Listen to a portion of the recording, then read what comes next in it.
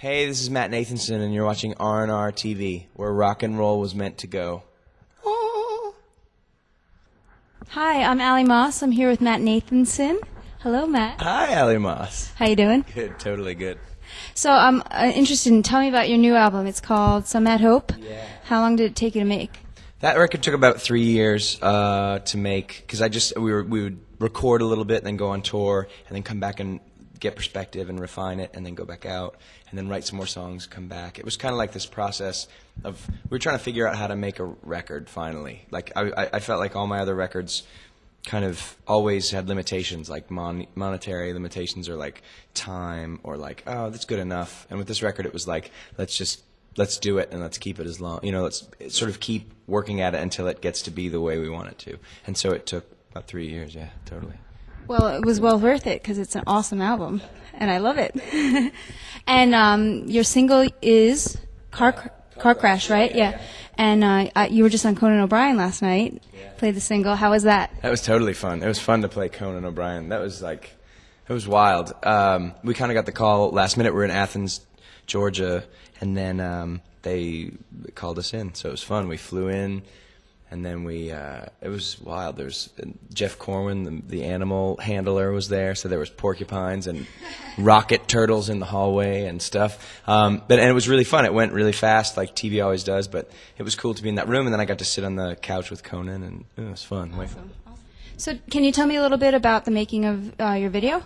Sure. The guy that directed it, this guy Justin Francis, he did this Modest Mouse video that is absolutely the greatest video. One of like my top 5 favorite videos. It's for a song called Little Motel, and so he sent a treatment. It was really cool treatment, and he's a really good guy. So I didn't have much say in this video because it was the first time I'd ever shot a video on like a budget and all that kind of stuff. I'd shot videos before.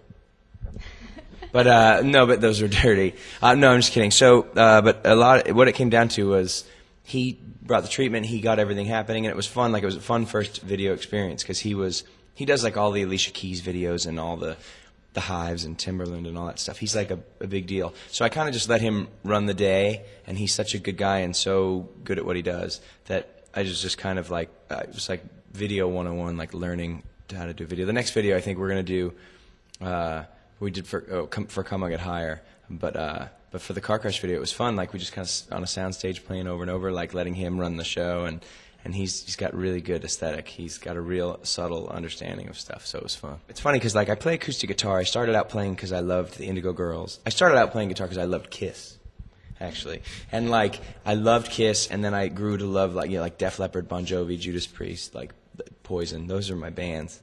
And then there was a movement that happened in kind of the late 80s that was like a new folk movement with like Tracy Chapman and the 10,000 Maniacs and Suzanne Vega and all that stuff. And what that did was all of a sudden I was like, oh, the acoustic guitar can be like, that's the most potent way to get your point across. Like when somebody plays a song acoustically and it's just the vocal and the guitar, it's like there's no, it's just, it hits you like, it's so good, and it's like so potent. So I started to play acoustic guitar, and I started to also learn that songs had a little bit more dynamic range than like with lyrics like Gasoline, You Want to Pump Me and stuff like that, like Poison. But so I started to learn like the dynamics of the songs, and so I started out by playing sort of acoustic, and I was like, oh, I'm a folk singer. That's it. I get it. I'm a folk singer, but I love power and energy and like band, and so there was sort of a period of time where I was like, I didn't know what I was. It was sort of like, am I a singer-songwriter? Am I a rocker? No, I never wanted to be in a band, but it was this idea of like, what I want is, I want people who are my gang, and I could never find anybody to be my gang. So I was like, okay, it's just me, so it'll be just me.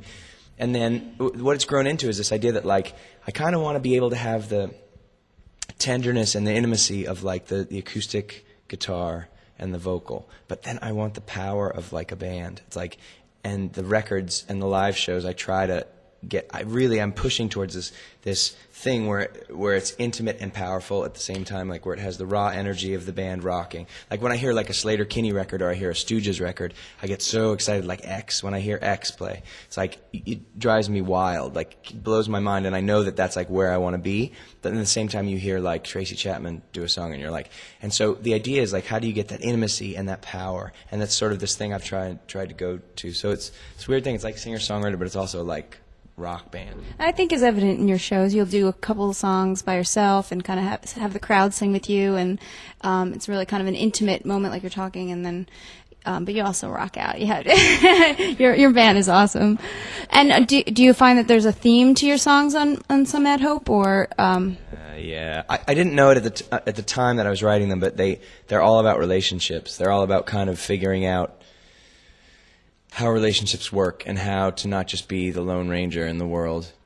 So can you tell me a bit about your experience with your own fans and how you feel like the music industry and the music that's played on radio today has affected how listeners feel about the whole process of not just the songs that they hear, but the connection to the artist and stuff like that? Yeah, we're in a really weird space, like, because of the way that digital media happens, because of the way that, like, if I wanted to hear about your music, I could just, it's like, click, Ali Moss, click, cool, download, cool, oh yeah, I like this, cool, hold on, I gotta go do something, and then you're back, and then come back, oh yeah, Ali Moss, but it's like, there's such the discovery process is so simple, and it's so, there's no real effort needed to be, and so anything that comes simple, and simply, in that way, is doesn't have the heft that it would, it's like, but it has its benefits because people can get your music very quickly. And have you felt that as well? Totally. I think that there's pluses and minuses for sure. Like, the pluses are fantastic. If you have information you want to get out to the people that are your fans, it can happen like that. But I feel like music has become, because of the way that the labels have sort of killed themselves, right? And so they're in the process of dying, and when they're dying, they're losing their... Music is no longer people. It's still essential to people, but it's not. It's one of many things now in the culture that can occupy your money and your brain, and and I think that a lot of that has to do with that connection that we're talking about. Like, people, when they come to see live shows, that's a connection. They've gotten up, they've gotten the tickets, they come to the show. That's important. But it's like there's the human element of picking up a record or a CD and putting it in a player, getting up off your couch and putting it in. It's like there's a commitment to that, and there's a commitment to the listening, and then the listener, then the album becomes essential. So what shows do you have coming up? What tours are you going to be on? Yeah, so this tour is finishing up in about a week, as you know, because you're on it. The tour finishes up in a week, and it ends in Boulder, and then we take 2 weeks off, 2.5 weeks off, and then we go out with Lifehouse, who are friends of mine from a long time ago, Jason, for about 2 months, and we're going to play pretty much the entire United States. And that's going to be fun because I dig Lifehouse as people, I dig their music, and it's like, that's totally an audience that I have yet to sort of be able to expose myself to. Thank you for coming today. Thank you for letting me interview you. This is fun. Totally fun. Thanks, Allie. Right on.